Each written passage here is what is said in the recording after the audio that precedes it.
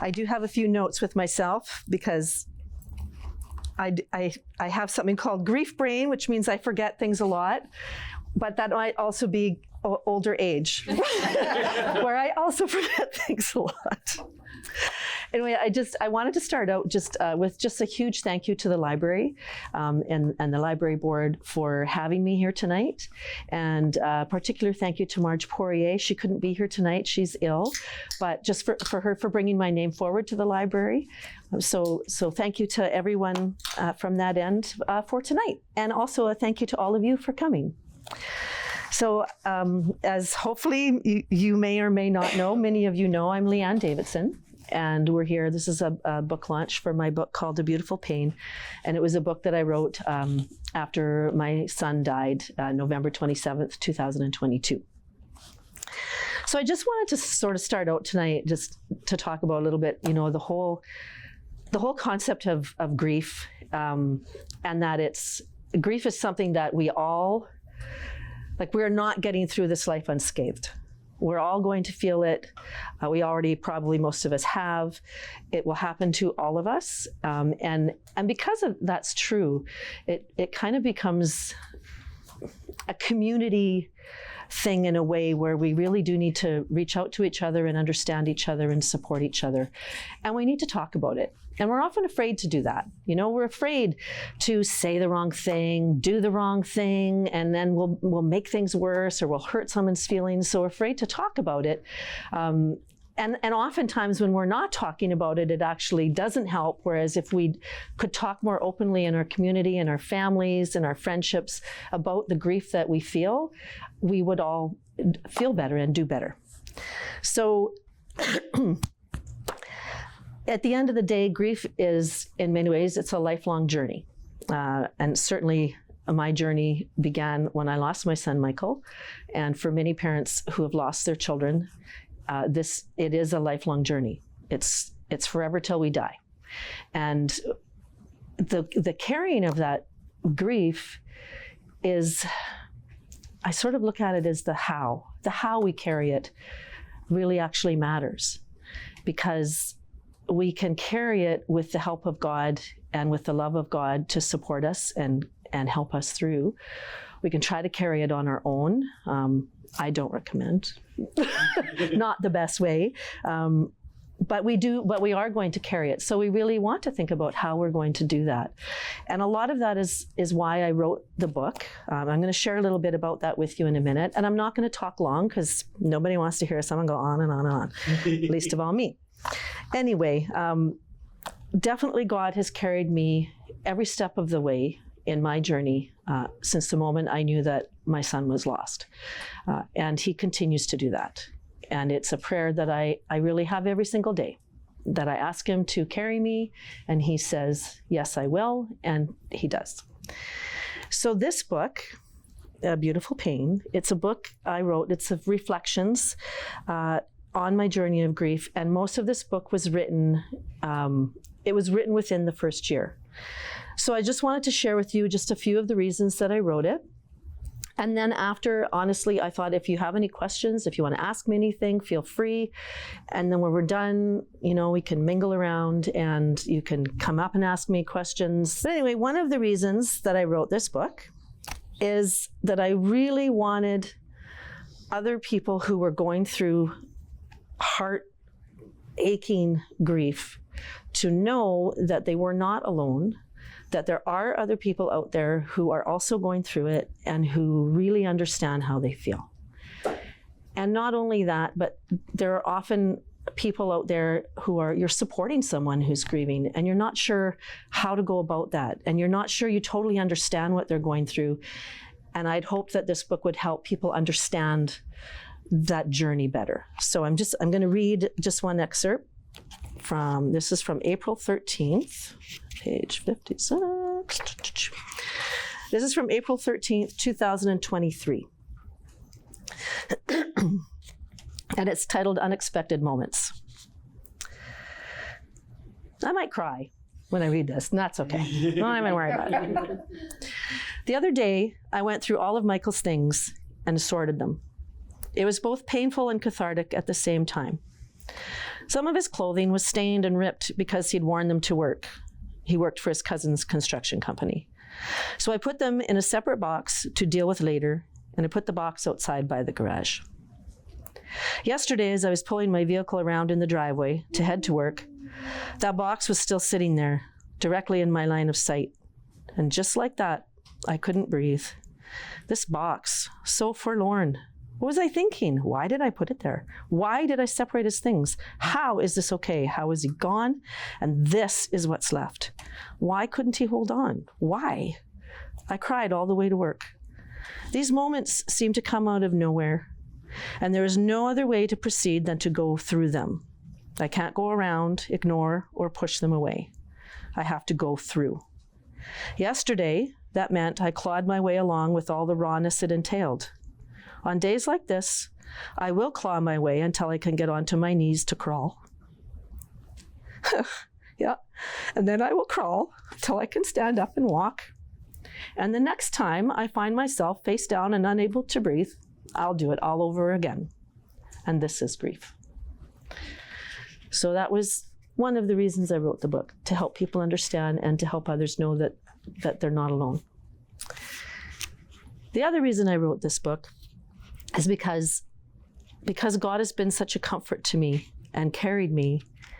I wanted to share that hope with other people who were grieving, that they might know that God is there for them too. And that's just such an important message for me, and it's something that I wanted to share in the book. So I'll read just a little excerpt here. This is from February 23rd, and it's called Day by Day. There are days when my heart feels like a stone. I can't feel anything, and I move through the day in a bit of a daze. There are other days when my emotions are so close to the surface I can barely contain them. Some days I claw through bit by bit. Other days I feel like I'm managing. There are still other days when I feel joy in life, in my family, and in my surroundings. There are days I laugh and days I cry. I know God is with me in all these moments, even when I'm faltering, when I feel his presence and when I don't. Psalm 139, verse 7 to 10 says, "Where can I go from your spirit? Where can I flee from your presence? If I go up to the heavens, you are there. If I make my bed in the depths, you are there. If I rise on the wings of the dawn, if I settle on the far side of the sea, even there your hand will guide me. Your right hand will hold me fast." One of the other reasons I wrote the book, some time ago, actually, I saw this post on Facebook a while ago. I don't know who wrote it, honestly, but it was titled The Rememberers. And I think it was a woman who wrote it, but she talked about how when we've lost somebody that we love, that we are their rememberers. We're the ones that have to carry their story forward for everybody else, to never forget them, to carry who they are, to share who they are, to share their stories. And it was just such a great, like, I read that and I thought, oh yeah, like I am my mom's rememberer, my dad's rememberer, I am Michael's rememberer. And that is also a part of why I wrote this book, is because I am one of Michael's rememberers and I want to share who he was as a person. So this is my last little excerpt that I'm going to read to you tonight, and this is a little bit about Michael. Sharing about Michael is one of my favorite things to do. Sharing about both my kids, actually. Any moms out there, we love to talk about our kids. And even when they're not here, we still want to talk about them. So here are some things about him that you may not have known. That boy loved a bath. Oh my word, he loved soaking in the tub. Michael would come over for a visit, and for the first half hour or so, we wouldn't even see him. He'd come in the house, head to the bathroom, draw a bath, and soak in it, and then join us for a visit. He especially loved the jetted tub, and he would be very disappointed that I've replaced it with a non-jetted one. Michael brought his own food with him everywhere he went. Heading to the gym, make sure you have a container of rice or noodles in your gym bag before and after. Coming over for dinner, arrive with leftovers, eat them an hour before dinner, and then eat dinner too. Road trip? Michael was like a magician, pulling all kinds of food out of his bag en route, which of course means you have to drive to enable his snacking. Along with food, he also had endless supplies of carbonated water with him at all times. Tupperware could not be trusted in Michael's care. When he came over for dinner, if he was taking leftovers home with him, you had to be aware and accept that you would never see your containers again, ever. Not just anything, actually, that Michael borrowed. Never see it again. For as long as I can remember, Michael wore 2 different socks. He never paired them up, just grabbed 2 socks out of the drawer and put them on. Both my boys did that, actually. At one point, I noticed this had become a fad, and I had to smile. He also left his socks lying around the house, wherever he happened to be when he took them off. Socks could be found under the kitchen table, in the bathroom, on the stairs, rarely in the laundry basket. Michael wasn't one for reading fiction. He was much more interested in researching a topic or watching a documentary and then sharing what he learned with you. He did a lot of reading when researching information about a person or topic that piqued his interest. He also loved movies, was a very talented actor himself. Tim and I always enjoyed having Michael over for a movie night. Michael was just a really special person, and I miss him every moment of every day. So, just check my notes. So I know a lot of you are here and you have copies of the book already. And it's just, I said, it feels really presumptuous of me to say if you want me to sign them, but, but you know, whatever, if you do. And certainly if you would like to, the library does have a copy in both branches. I know Q8's not open at this time, but they do have a copy to loan out. And I just really want to encourage everyone here tonight. I know many of you, I don't know all of you. I do know that if you are grieving, if you are living on that journey, please don't do it alone. There's a community of people out there who know how you feel and who are willing to do it with you and to support you. And from my perspective, I know that God is with me every single day and he's carrying me all the time, and I'm very thankful for that. And he's helping me as I go on in my journey to find joy in my life. And because we feel that at the beginning that's impossible, but it's not. It's not impossible with God. So again, thank you all for coming tonight. And yeah, we'll just you know, if you want to come and chat with me, if anyone has any questions, feel free to ask or come and see me throughout the evening. And that's it. Yeah.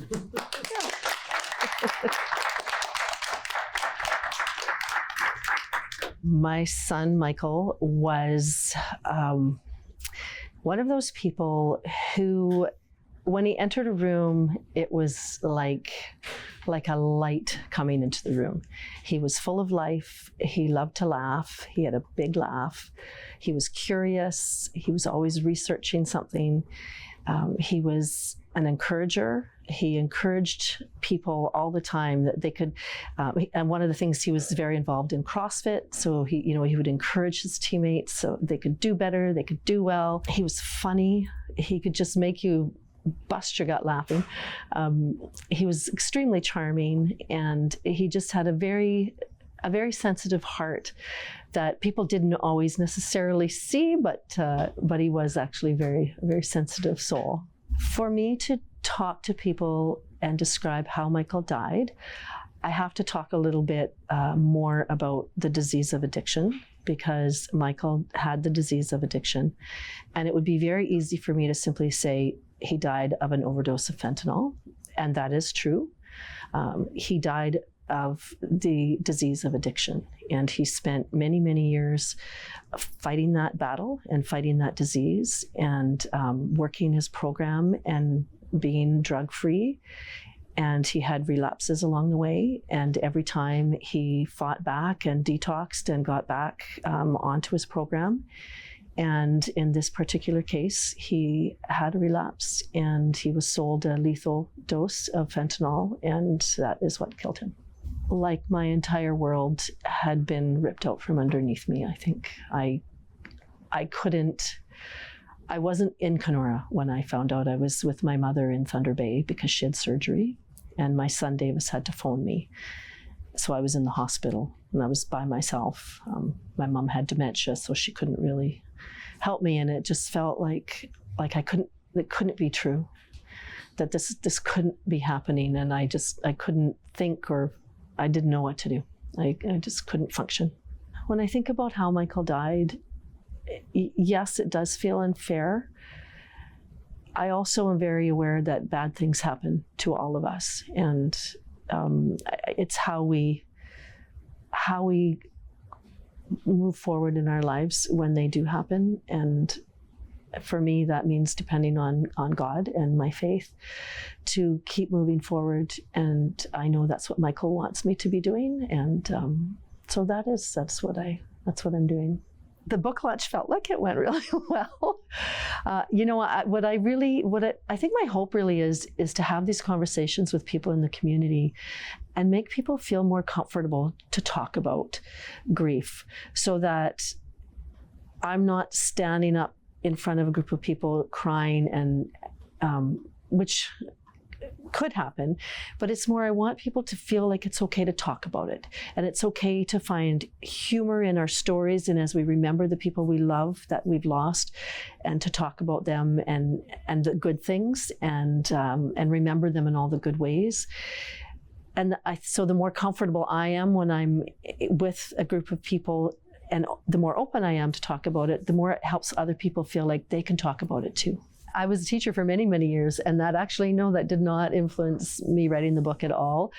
I had started journaling not long after Mikael died, and then I started to put my journal entries into a blog, because I thought, if I'm writing these reflections, maybe if I share them with other people, that might help someone else besides just me. So I started doing that, and a lot of people started reading it, and then they kept coming to me and saying, you need to put this in a book. So after about the sixth person that came to me and said that, I thought, okay, I will put it into a book. And the hope is that book can be a help to other people. And again, just that they're not alone, and that there is hope, in God's comfort, and in the way we comfort each other, and the way we can reach out and help each other. Journaling definitely helps me. Because as I'm writing down those thoughts, it helps me process what I'm feeling, and helps me sort of understand it and walk my way through it a little better. I hope that people take away the idea of comfort and understanding and hope. I think that grief, as I said earlier tonight, grief is something that we all feel, and if we haven't, we will.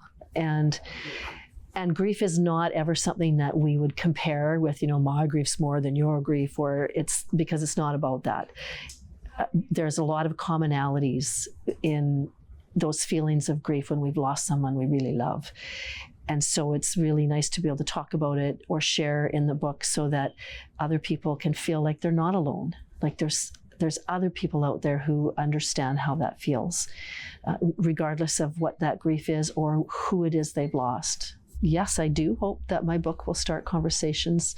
I actually hope my book will start conversations about grief, about being a parent, about addictions, about being a parent of someone with a disease of addiction. So there's a lot of conversations that I hope that the book can get started in this community and in other communities. The subject of addiction is a really tough one to approach, and I think it's often a very misunderstood disease. I think we've come a long way, but I also think there are still people who see it as a character flaw and not as the disease that it is. So the more that we can educate each other, the more we can help each other. And certainly one of the things Mikael did when he accepted that he was an addict is he started researching the disease of addiction, and he knew so much about it, and so aside from just working through his program to stay clean, he researched and learned about it because he was dealing with it, he was living with it. That is so true. I don't think there is any young child out there in this world that says, when I grow up, I want to have the disease of addiction, or when I grow up, I want to be a drug dealer, or when I grow up, I want to go to jail, or, children those aren't the dreams and hopes of children. And things happen along the way in people's lives that are often traumatic and tragic, and they end up in places that they hadn't planned to be.